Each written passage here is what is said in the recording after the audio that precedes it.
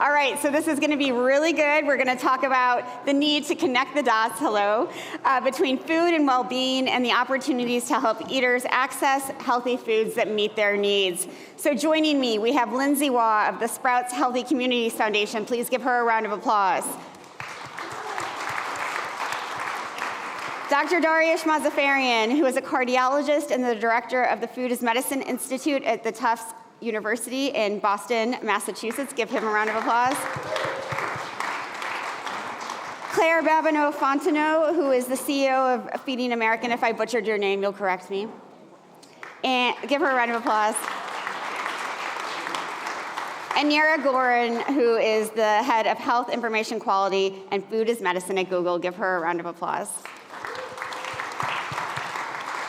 Thank you all for being here. I think this is a perfect way to close out these 2 days talking about what we've been talking about, for almost 48 hours, food as medicine. So, Dari, I asked the same question to your friend Dr. Mark Hyman yesterday, and we've seen so much exciting progress around food as medicine, and I know this is something so deeply embedded in everything that you do. Are you excited about this? Are you finally, are you a little mad? What does, this sudden interest in food as medicine really mean for you? Thank you, Danny, for having me here, and what a beautiful spot, and amazing panelists, two of whom I know well, and meeting Lindsay for the first time. So we really work on food as medicine, which is about integrating food into the healthcare system, but also into all federal investments, into research, really understanding that the food is the big missing thing in how we approach our health in this country, which explains so much of the problems where we are. And as Danny said, I've been, as a cardiologist, I've been frustrated since medical school and residency and cardiology fellowship in 11 years, not learning anything about nutrition. And the last 25 years of my career, not having the healthcare system care about nutrition and trying to advance food as medicine. So it's really exciting and amazing to see that now there is actually, as maybe we'll talk about, there's billions of dollars right now being spent across the country in food as medicine, where a patient is going to the doctor, they're getting a prescription for a meal or groceries or food medically tailored to their condition, and insurance is paying for it. It's happening in state Medicaid programs, it's happening in Medicare Advantage, it's happening in private insurance, and it's rapidly growing. So in answer to Danny's question, I'm terrified because we have incredible momentum now, and we're sort of at a potential tipping point where we could actually transform the healthcare system to a holistic, caring system where food is not only medicine, food is joy, food is flavor, food is family, food is dignity, food is culture, but food is also medicine. So we are not the Food is Only Medicine Institute, we're the Food is Medicine Institute. But food really is medicine. We're at this moment where food can actually improve people's mental health, their dignity, their holistic health. But there's so much momentum, there's so much going on, there's so much expectation that if we have a couple of studies that aren't well done, if we have a couple of projects that kind of flop, if something doesn't work, it could all come tumbling down. So I'm really, really driven. What keeps me up at night is to keep the movement going forward, to keep the science going forward, to keep the evidence strong, to keep the design of things strong, so that we can keep the momentum moving forward. It's exciting. I know it's scary, but it's so exciting. Claire, if I can turn to you, and based on what Dari said, this is something that I know speaks to the work of Feeding America so much, because food is medicine, and you're trying to not just fill people up with empty calories. You're trying to figure out ways to nourish them. Can you talk about the role of Feeding America in this food as medicine movement? I'd be happy to, but if I may take a point of personal privilege since I have the microphone. I've been traveling for 2 weeks and packed, I think, very well for everything other than this. Texas heat. No one told me I could have worn jeans and sneakers. Wow. But on a very serious note, I don't know how much this audience knows about Feeding America as a network, and you may have a sense of who we are that's informed by who we were. So great opportunity to talk about that, and I'll try to be brief. We are a network that includes hundreds of food banks all across the country, tens of thousands of agency partners and meal programs. Most of the members of our network don't have anything on their walls that say Feeding America. Every single member of our network wakes up in the morning trying to make certain that everyone in this country has the food that they say they need to thrive, and I'm privileged that I get to be a part of that. In the infancy of our work, we spent a lot of time on making certain we could pull together as many shelf-stable foods as possible because we didn't have access to refrigeration. We had these warehouses, they usually weren't even big. Now they're bigger than they used to be. And we knew that people didn't have any calories, and we thought, well, we can provide some calories as a supplement to what hopefully would become a healthy diet for people. I believe that there have been lots of moments in the history of our organization, our network, that have been formative for us. But I think COVID probably was among the biggest ones for us. During COVID, about 60 million human beings turned to the charitable food system for help. That was mostly people in contact with Feeding America all across the country and in Puerto Rico. And as a result of the big gray dark clouds that came along with COVID, there were a few streaks of silver. And among those was, wait a minute,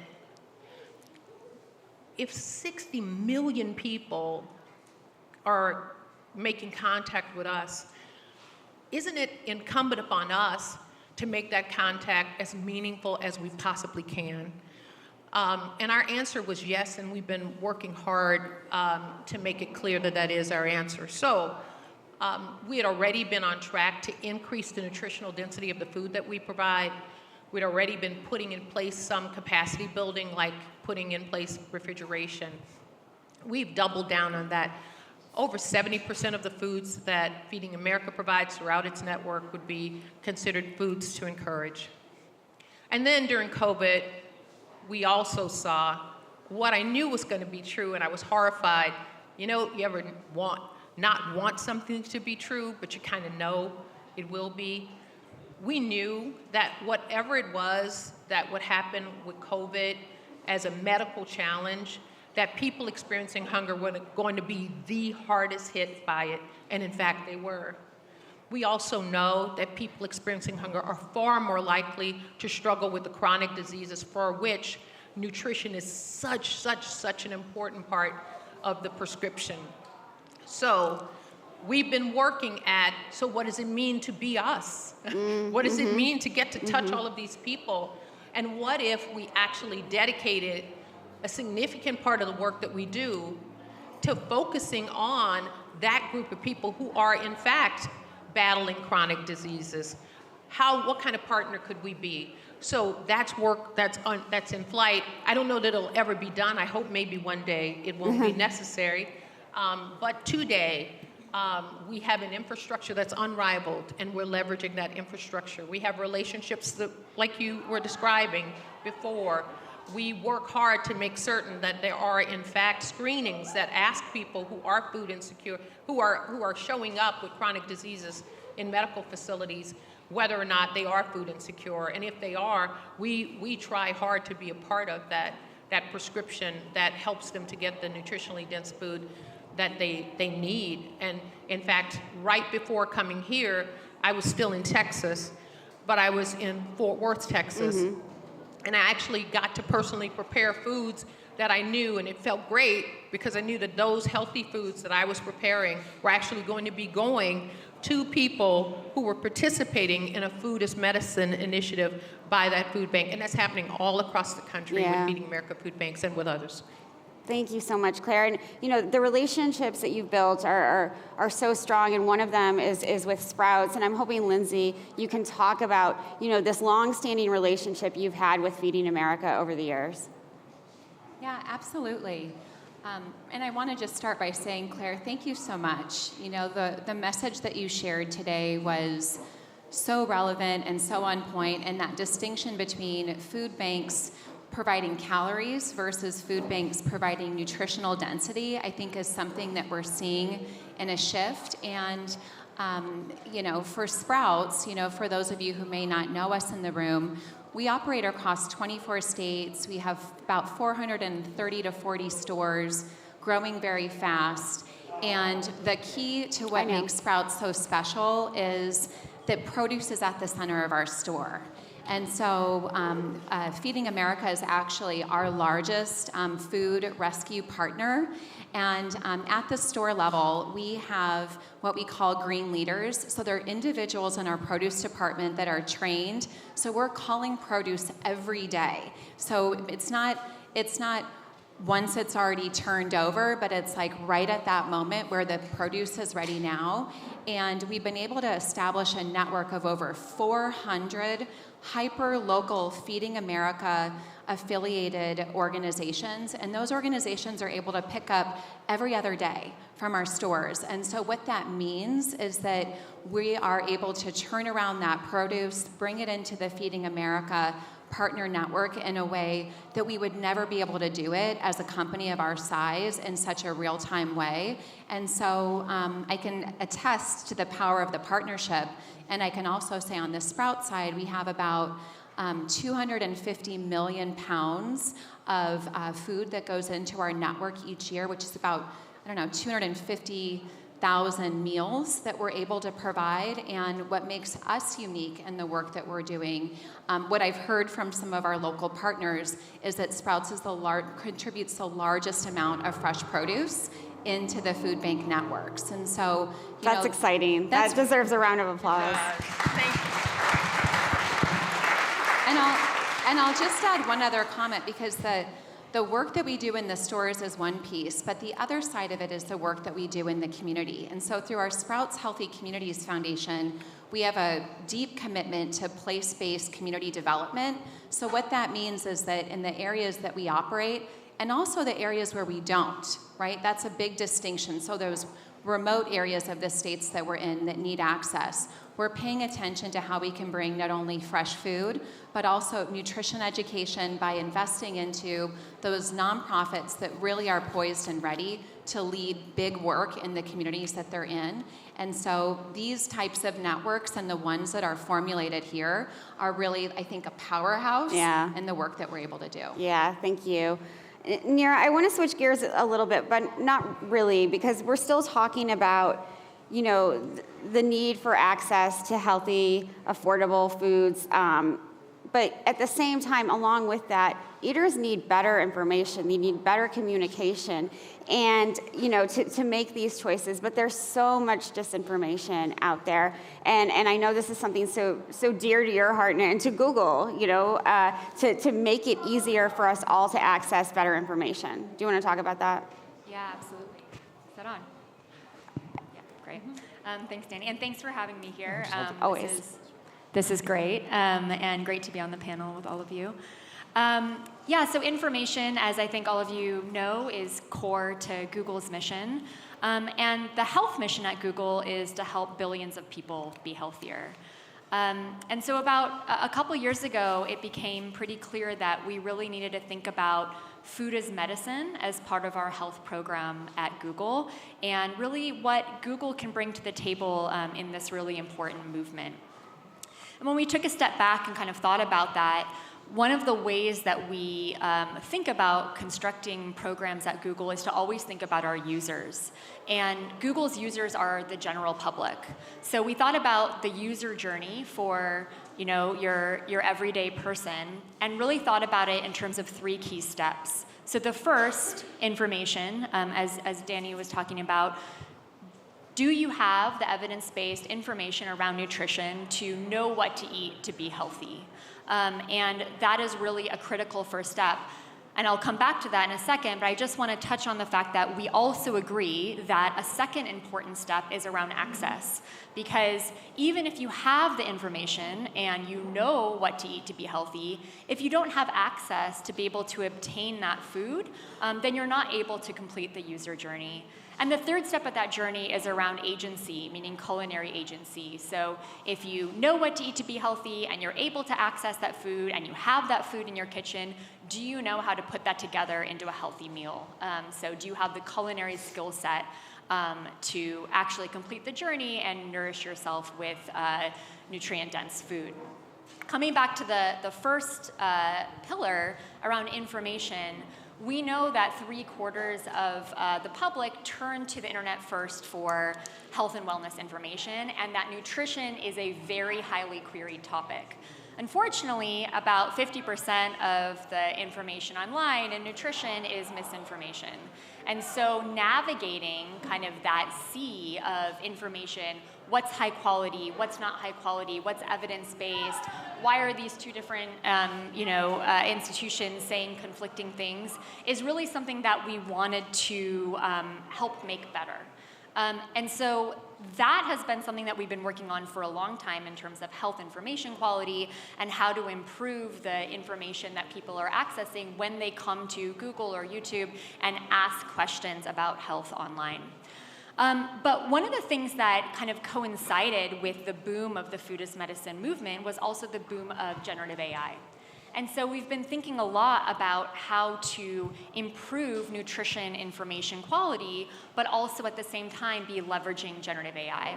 And that has catalyzed a project that we've been doing with Dari and his team at the Food as Medicine Institute, really around how to ensure that our generative AI models are leveraging the best nutrition information, the best nutrition evidence to date, and then delivering that information in the optimal way to the public. Yeah, Dari, I want you to weigh in here because I think this is such an interesting way of a technology company working together with a Food as Medicine Institute, someone like you. So Nira is fantastic. Can I tell this story you told me about when you were pregnant? Yes. So Nira was working for an AI company in London. It got purchased by Google. She moved over to Google. Brilliant. She's a pediatrician. She's a physician. She understands AI. She gets pregnant with her first child and said, what should I eat to be healthy? And goes online and can't navigate the online community as a physician, pediatrician with training in AI. So she said, this is a problem, right? And so that is kind of an amazing story, I think, and that personal story and challenge. And so that's how we kind of connected, and she said, we want to try to solve this problem. So we've been working together on that. We're on the side of the Food as Medicine Institute in Boston. We're working to help navigate all of the conflicting information and try to really pull out and clearly create the trusted information. And then Nira's amazing team of engineers, I mean, the engineers at Google are remarkable, trying to then parse that into new large language models. And so already the beta version seems better, and so that's really exciting. But I think what's also telling about the story with Nira is for people that kind of haven't heard about the Food as Medicine movement, how many people are coming to the table, how many different organizations are coming to the table. You heard about the Feeding America Network, you heard about Sprouts. I'll just mention a couple of other projects we have, which just shows you the breadth of interest in this. So right now, to get a Food as Medicine prescription, you have to go to your doctor, you have to be insured by the right insurance, you have to have the right plan. Still, a majority of Americans can't access it. But we wondered, what about community pharmacies? Americans are 2 or 3 times more likely to go to their community pharmacy than to go to their doctor. Most Americans live within a couple of miles of a community pharmacy. They might live 10, 20, 30 miles from their doctor.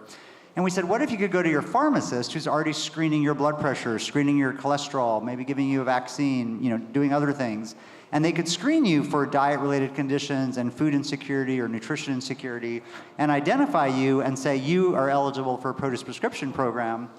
And then what if that pharmacy was in a grocery store and they could just go across the street and do one-stop shopping? And so we had this idea, and we went to a foundation, and they said, we love this idea. And so we are right now about to launch this community pharmacy produce prescription program with Hy-Vee, Kroger, and Walmart. Those are not small companies, right? And so Hy-Vee, Kroger, and Walmart are really excited about testing screening for food as medicine, screening and prescriptions for food as medicine within their pharmacies, and the person goes to the grocery store, and instead of picking up their drug, or in addition to picking up their drug, picks up their prescription. So I think that's another example of the incredible interest. And I'll just give one other example. About 3 months ago, we publicly launched an effort that we've been working on for a couple of years, which is in partnership with Kaiser Permanente, which is the largest nonprofit integrated health system in the country, about 13 million covered lives.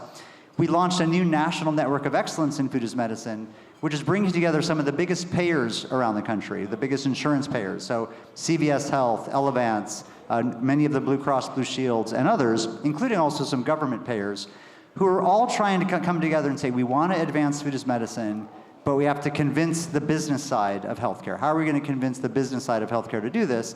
And so we're working on building a value framework for food as medicine. So just a few examples of kind of the incredible interest. The VA is doing a produce prescription pilot. The Indian Health Service is doing a produce prescription pilot. Vern Buchanan, a very conservative Republican, earlier this week dropped a bill directing the Secretary of Defense to address obesity through good nutrition in our active military duty forces. Medicare Advantage plans are doing produce prescriptions.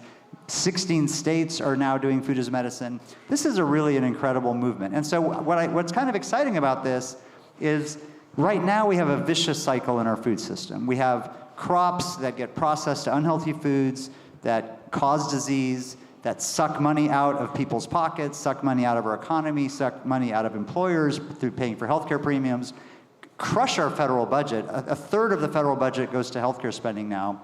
And we have a vicious cycle. Then we have less money, so we have to go to cheaper food, we get sicker, and it's bad for farmers, it's bad for the food sector, it's bad for food manufacturers, it's bad for everybody. Food as medicine, taking advantage of $5 trillion we're spending on healthcare in this country, taking advantage of a little piece of that $5 trillion to pay for healthy food can actually turn that vicious cycle into a virtuous cycle where now dollars are flowing to farmers, dollars are flowing to supermarkets, dollars are flowing into the pockets of people who need them, who are sick, making them healthier, reducing healthcare spending, putting more money back in the pocket, improving the federal budget, and so on. And so it's a really powerful potential concept. And I'll just end, just to give you a sense of how crazy our current system is. There's been a lot of arguments from the Trump administration who's been very upset about the money that's gone to Ukraine. We've given $67 billion in money to Ukraine, which has led to all kinds of arguments about how we're going to get that money back and what's going on. Just this year, the U.S.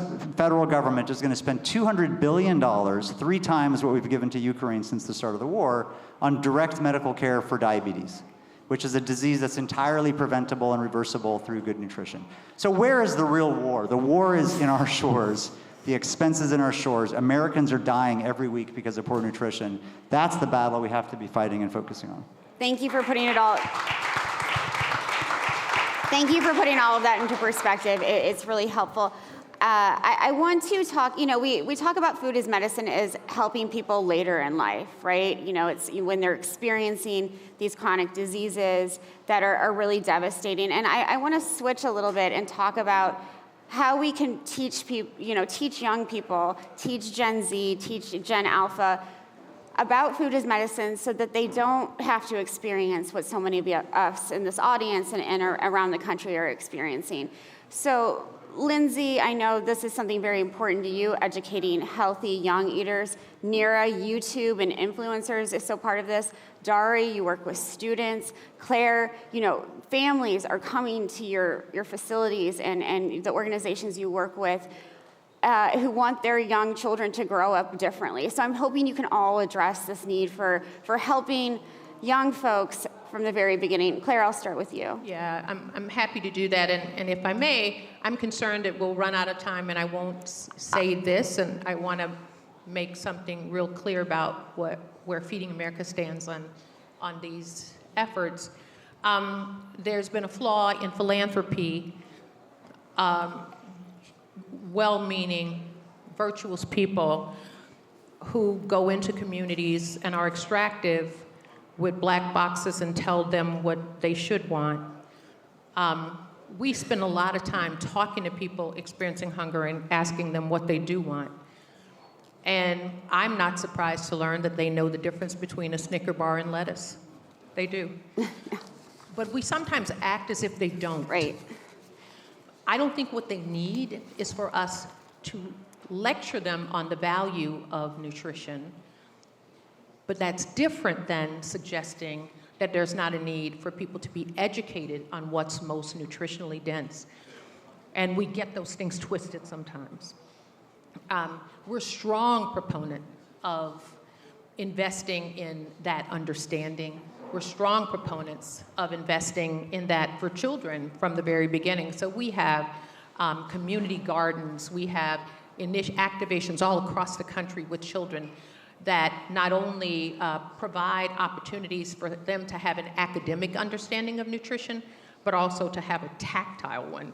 So to engage with farming, with gardening, to have a chance to actually be in kitchens and see what happens when you put those recipes together, that healthy foods can taste good too. And you showed healthy foods taste good. I'm quite full, and everything I ate, I believe, was healthy.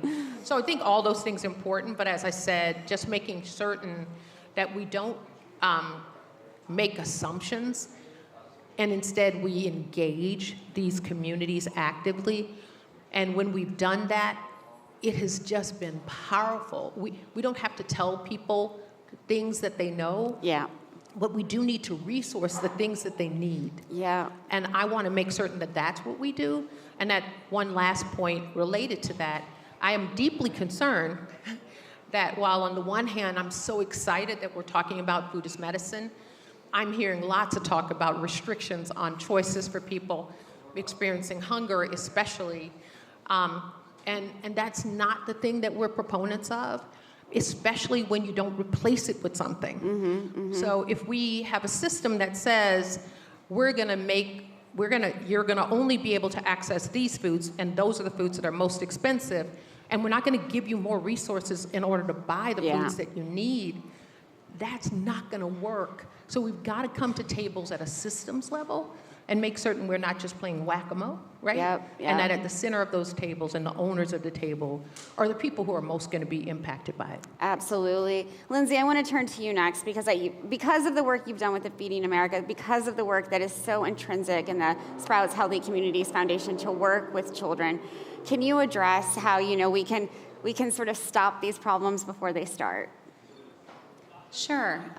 When we started our foundation about 10 years ago, I would say we were a small organization. We had small dollars to work with, and so we were very intentional in saying, how do we invest at the community level? And as Claire said, really listening for what are people asking for, and when you give people, everybody, really, no matter where you live or where you spend your time, you should have access to a healthy mix of all different foods and be able to make those choices for yourself, right? And so what we have done a lot of work around is finding ways to integrate nutrition education in a way that helps kids and families build joy and comfort and positive experiences around healthy eating. And so the way that I would describe that is we might offer a school garden program or a hands-on culinary program for kids, but really what we're looking at is how do we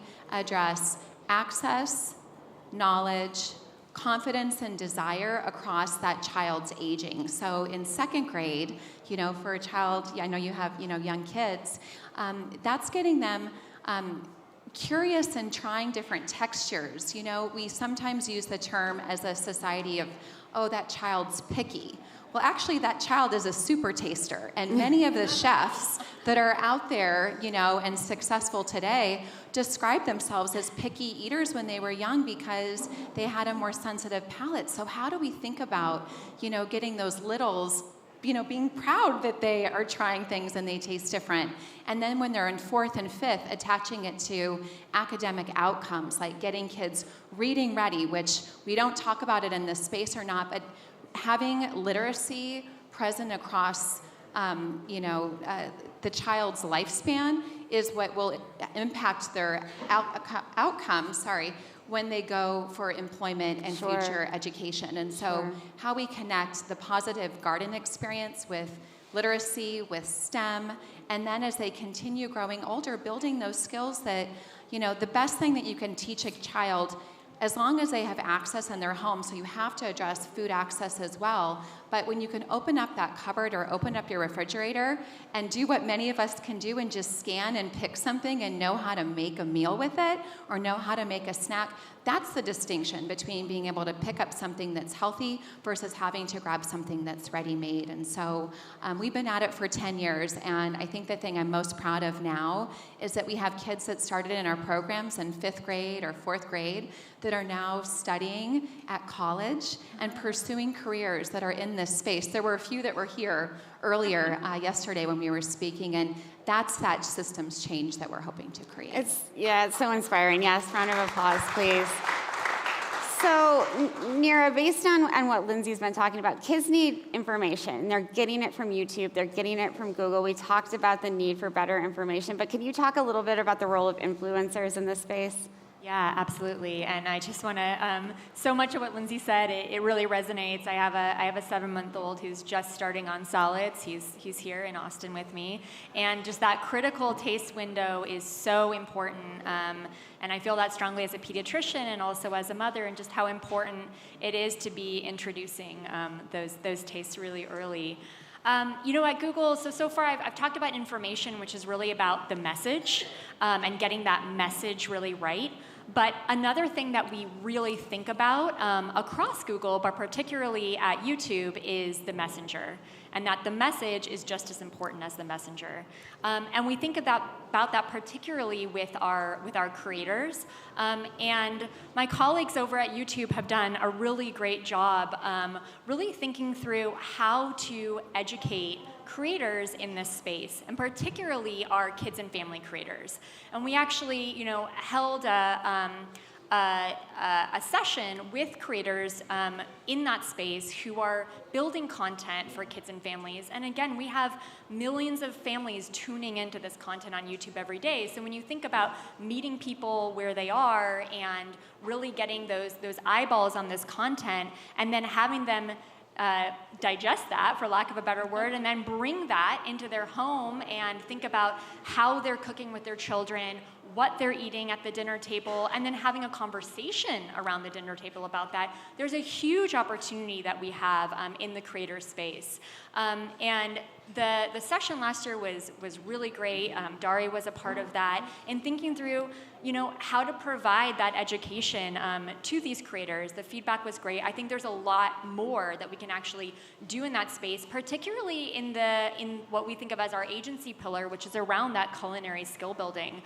Because I think actually both sides, again, the information, the really understanding what nutrient-dense food is, which I think, Claire, you made a really good point, that I think is being lost a lot in these discussions.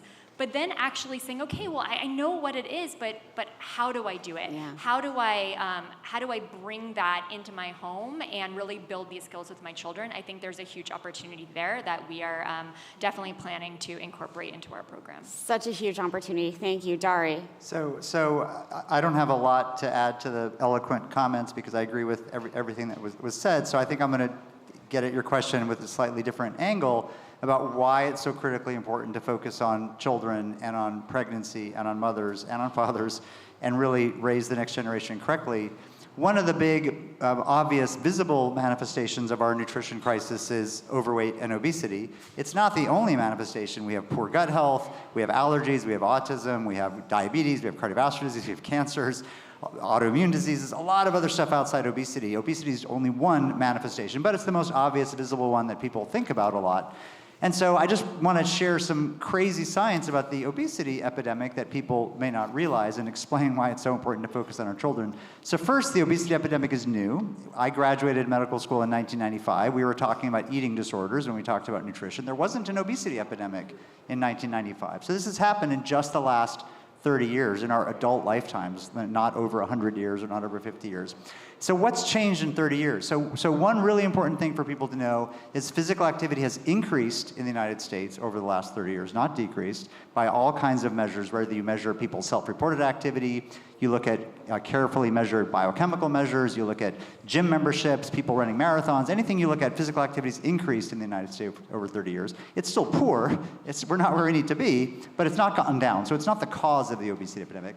Calories went up in this country from about 1980 to 2000, potentially explaining the obesity epidemic. But since 2000, calories have gone down in this country, while obesity has continued to rise from about 30% of adults to more than 40% of adults, while calories are going down. So physical activity is going up, calories are going down. What in the heck is happening?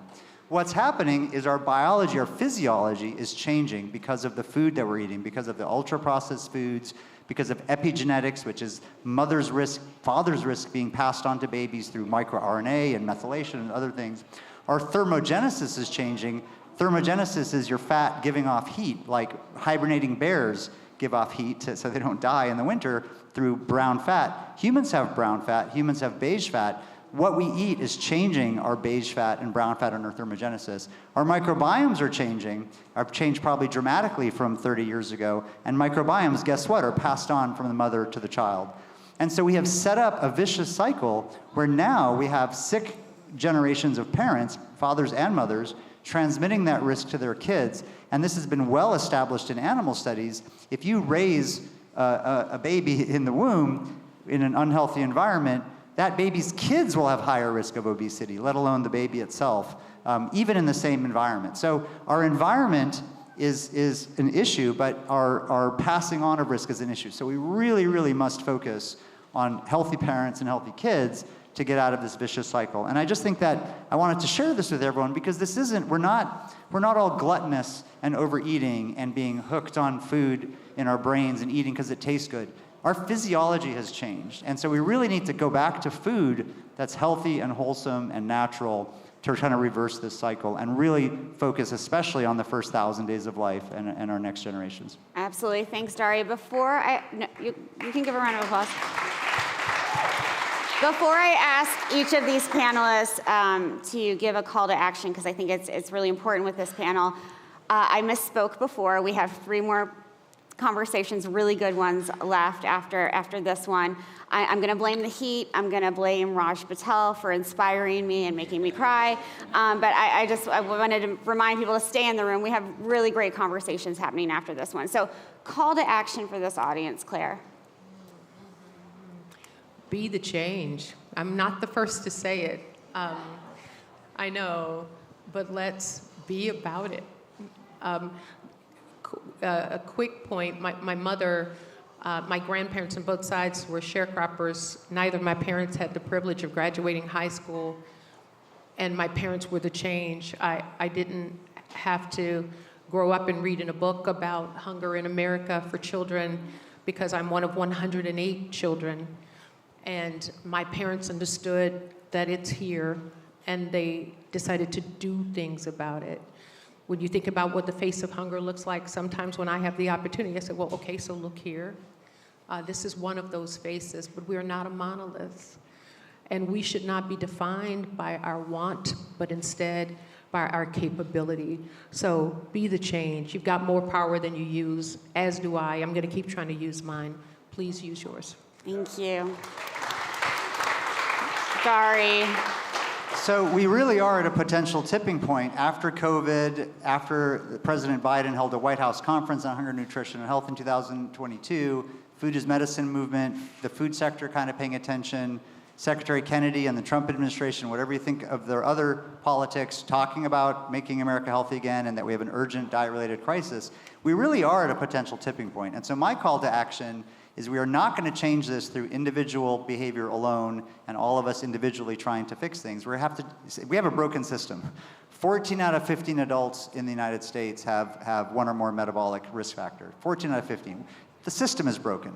So a broken system requires systems solutions. And so we're only going to come up with system solutions if we change what our state governments do, what our federal government does, and what our big businesses do. That's where the money and the power is, and we can do it. And so my call to action is call your state representative, call your federal representative, call your agencies, post online, post on influencers that we want the food system to change. Let's go ahead with the Make America Healthy Again movement while it's here, but it has to be based on evidence.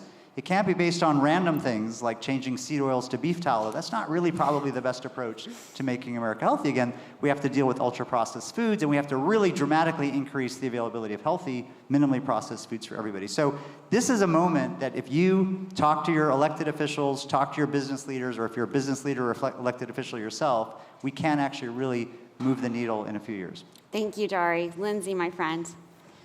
I think I'm going to build off what you both said in terms of being the change and taking time to talk to others, but I'm going to shift that message. And I shared this yesterday. My biggest call to action to all of us in the room is we all have little people in our lives. Nieces, nephews, kids, maybe you're an educator, you work in a field where you are connected with kids, or maybe you encounter kids, time to time, but look at them as little people. Give them an opportunity to, not just to tell them what to do, but to ask them questions that prompt them to understand, what are they excited about? What are they important about? What do they like eating? What do they like tasting? How do they think about environment? All those types of process-based questions, because that's going to allow them to start building the voice and the way that they see themselves in this work. And if we do that across those key moments as they continue to grow up, that is going to contribute to this change as well. Thank you, Lindsay. Nira, final word.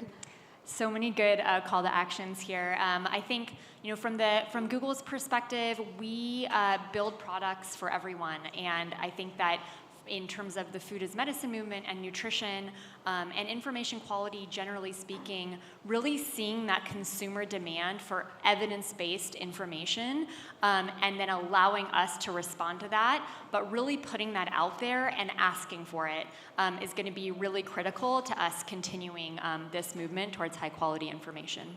Thank you so much. Please give them a round of applause. Great calls to action. Thank you, everyone.